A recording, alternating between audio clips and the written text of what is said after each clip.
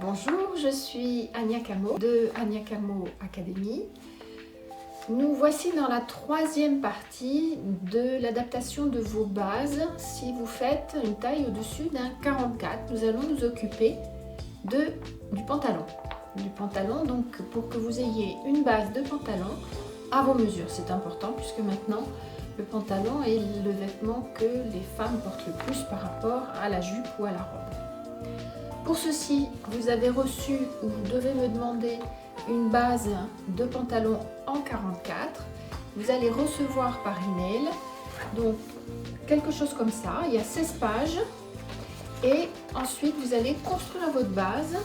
Pour ceci, reportez-vous à l'introduction de mon cours de modélisme. Il y a une vidéo dans laquelle j'explique comment on construit sa base à partir d'un fichier comme ceci en PDF.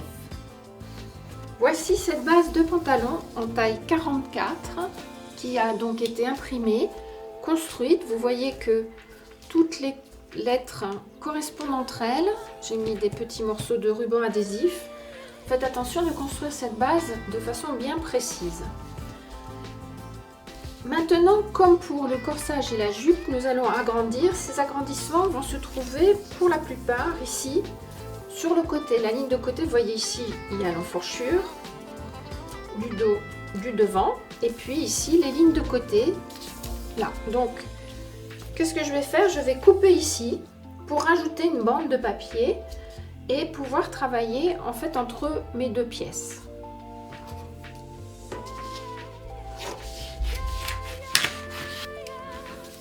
J'ai coupé ici cette base en deux. J'ai rajouté suffisamment de papier au milieu et ici j'ai mes deux lignes de côté de cette base de pantalon en 44. Ici vous avez la partie dos, c'est la partie la plus large, et la partie devant, la partie la plus étroite. Attention, vous vous retrouvez à l'inverse de ce que l'on fait d'habitude sur la jupe et le corsage. Là c'est bien le dos qui est le plus large par rapport au devant. C'est une base qui correspond à une ligne jean. Vous voyez qu'il n'y a pas de pince. Donc c'est le pantalon actuellement le plus porté. Il peut y avoir d'autres lignes de pantalon pour des pantalons avec des pinces. Par exemple ici on peut mettre deux petites pinces et puis plus d'ampleur. Mais pour l'instant, quasiment on va dire 95% des pantalons sont sur une base de jean. C'est pour ça que pour l'instant je préfère travailler sur une base de jean. Or, pour le jean, d'une façon complètement différente, on a bien ce dos qui est plus grand que le devant. J'ai pris soin quand j'ai rajouté mon papier au milieu que mes deux lignes de hanche correspondent. Ça va nous faciliter le travail ensuite pour nos calculs et nos mesures. Je vais donc simplement les relier ici. Vous voyez, ça c'est ma ligne de hanche. Et vous pouvez remarquer que ma ligne de hanche est plus haute que ces deux points qui sont les points d'enfourchure ici, entre les jambes. Vos hanches ici, c'est au-dessus de ces points-là.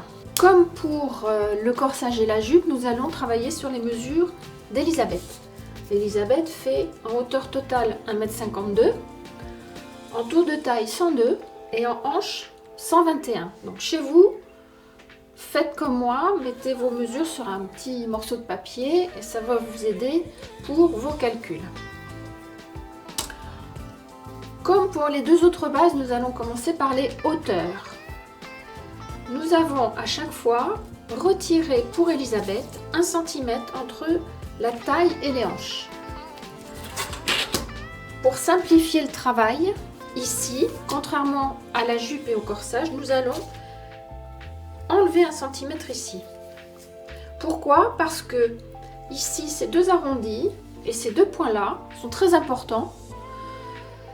Je ne souhaite pas les modifier, ça compliquerait beaucoup ce travail. Donc nous allons simplement nous occuper d'enlever ce centimètre à la taille et en final nous aurons bien cette hauteur ici, moins 1 cm. Donc c'est aussi une façon de faire, il n'y a aucun problème pour faire ça. Donc, en premier, je m'occupe de redessiner une parallèle à cette ligne de taille 1 cm en dessous, puisque Elisabeth fait 13 cm de moins que la mesure standard qui est de 165 cm. Si chez vous, vous faites plus que 165 cm, vous pouvez être amené à refaire une ligne au-dessus. Je ne vous conseille pas de mettre plus que 1 cm en hauteur. Si vous faites entre 162 et 168, ne touchez pas aux hauteurs, ça ira très bien pour vous également. En général, c'est à peu près les tolérances. Donc ici, je vais refaire cette courbe et également ici, 1 cm plus bas que la taille de ma base. Vous voyez, c'est pas compliqué. Comme pour les autres lignes de taille, je vais travailler avec mon pistolet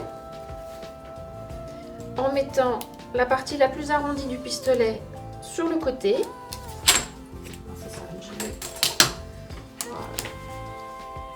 Je vais sûrement être obligée de le faire en 2 fois,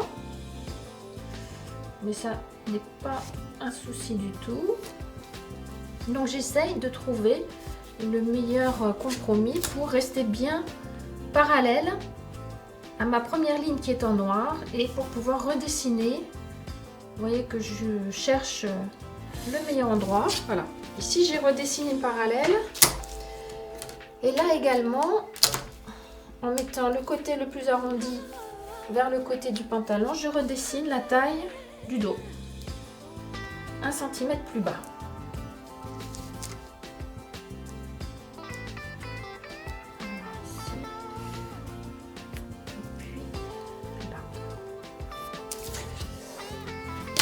Maintenant que j'ai cette hauteur là, il y a aussi une hauteur qui peut être intéressante, c'est la hauteur des genoux, la ligne de genou.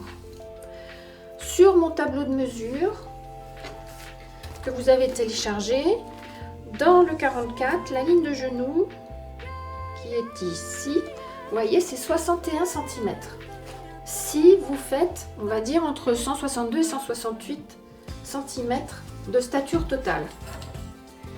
Elisabeth étant plus petite, et là aussi c'est complètement arbitraire, on va dire, puisque je n'ai pas Elisabeth devant les yeux, je ne peux pas faire des sièges sur elle. Je vais remonter cette ligne de genou de environ 1 cm, 1 cm et demi, peut-être 1 cm et demi. Alors, qu'est-ce que j'ai fait pour trouver ce point ici pour le genou? Je suis partie ici de mon milieu devant au niveau de la taille. C'est une taille basse en plus, hein, les jeans.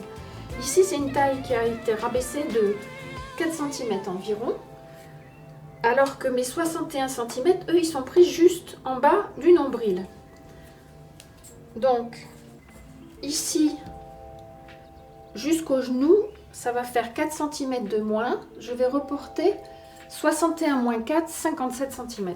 Et ça va me donner l'emplacement théorique de cette ligne de genou si jamais Elisabeth faisait 1,65 m par rapport au milieu devant.